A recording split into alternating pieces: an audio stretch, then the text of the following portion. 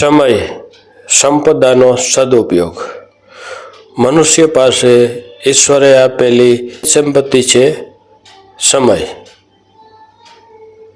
સમય એક એવી મૂલ્યવાન સંપત્તિ છે કે તેની કિંમત પર કોઈ પણ સફળતા પ્રાપ્ત કરી શકાય છે. કહેવાય છે કે પરિશ્રમથી જ સફળતા મળે છે, પરંતુ પરિશ્રમનો અર્થ પણ સમયનો સદુપયોગ જ છે. નિશ્ચિત સમયે કરેલો પરિશ્રમ કામમાં સફળતા આપે છે.